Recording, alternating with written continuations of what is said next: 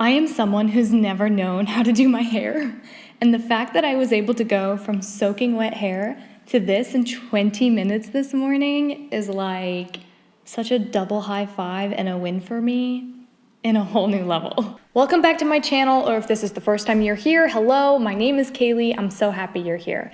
Last week we talked about the connection between productivity and healing, and this week we're talking about the reasons we don't heal, the reasons we're not healing as quickly and as deeply as we want to. This is definitely targeted toward people who are actively on a healing journey. This is not about just physical healing. This is about mindset, emotional healing, holistic healing, your well-being, your sense of peace, and your self-control. Why am I working on healing and getting better, and yet my triggers are in charge of me, my emotions swing back and forth, and as much as I am working, I just don't seem to be getting that much better? That is more the direction and style of this video. Reason number one that you're not healing as deeply or as quickly as you would like is that you are stuck in the labels. Now let me explain what this means. Our society and our world is very label oriented, and I don't think this is actually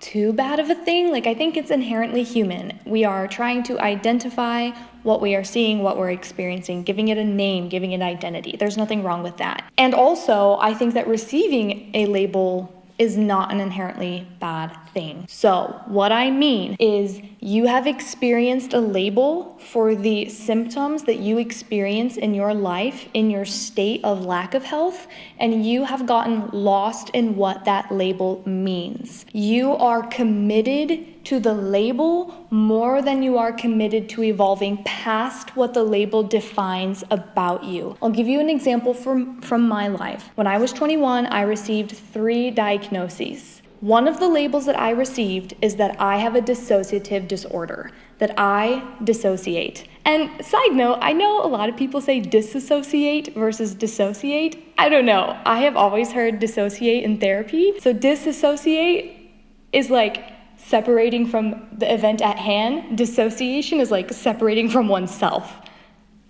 So that's what I think in my head. So maybe I'm saying that incorrectly. We can discuss that down below. I was given this diagnosis, this label, and this label gave clarity to the symptoms I was experiencing. This label did not become my identity. And for some reason, praise God, I did not think it needed to. I did not hook into it. I said, oh my gosh, okay, finally I have a launch pad. I have a starting place. So I have had peers and friends and family members who have received labels about themselves, and they are more committed to what the label says about their identity than evolving and transforming into their actual identity. We are not to identify in what is wrong with us and what is broken. We are to come together holistically and discover the core of who we are. That's a whole nother conversation in the future.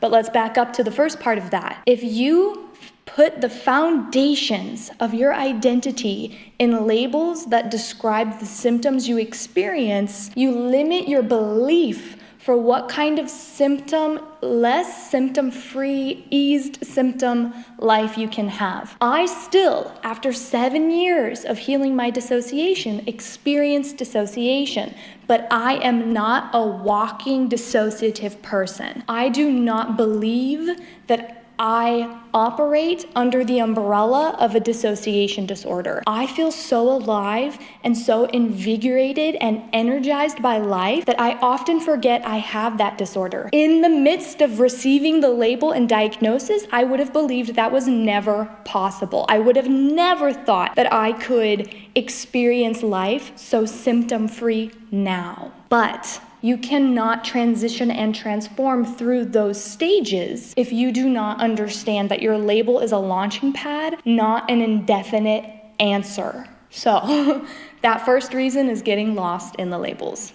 Reason number 2, you are getting stuck in your head, literally. So many people are talking about mindset and manifestation and control your thoughts and change your thinking.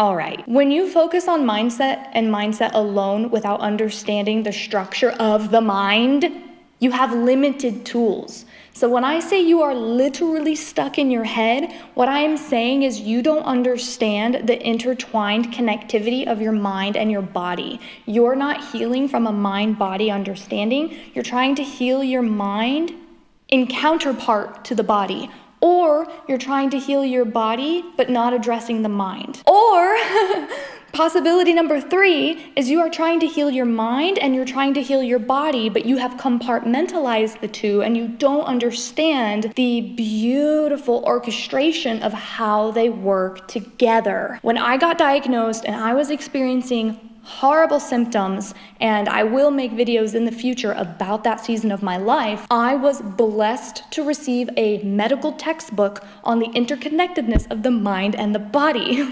I am seeing a theme of interconnectedness happening as we begin this YouTube channel, okay? When I was reading this textbook, I was learning that my mind and my body, through and through every single cell, are intertwined and working together. Now, we know this theoretically. We understand this abstractly. But if you actually take the time to dive into being able to learn what that really means to a point where you can actually visualize the functioning of it, you will skyrocket your ability to connect with your healing journey because you're actually implementing tools that are relevant to the process of healing. When you are stuck in your head trying to heal your mind, but you don't understand the actual physical functioning of the neural pathways and how they rewire and how they transform, then you are trying to build a house with Q-tips instead of nails.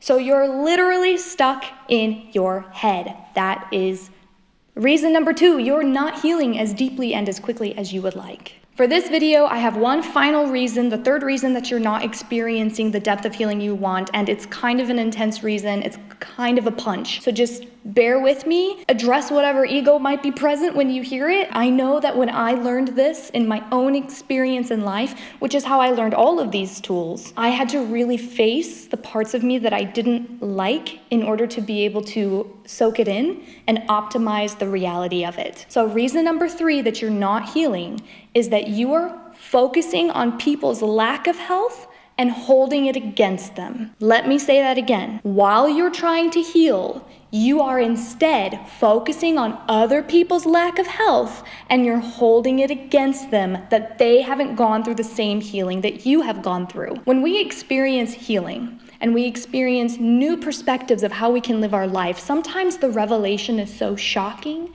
and the truth of it is so core shaking that we get very stunned by the people in our life not coming to the same realization, and we get upset with them. This is especially true for family members, and it's especially true if those family members are part of the reason why you're in a healing journey in the first place. This is actively operating in bitterness and unforgiveness. Getting to a place of forgiveness takes a lot of work, but actively operating in a place of bitter unforgiveness is directly pouring poison back into what you're trying to heal. It is so counterproductive. It is so damaging and destructive. It does not work. It literally blocks you from making forward progression because you're moving backwards at the same time. Additionally, if you are going through healing and you are coming to understand deep truths about why we even need to heal as humans in the first place, and you are claiming to have these understandings, but then lowering yourself down so low that you're able to treat someone badly,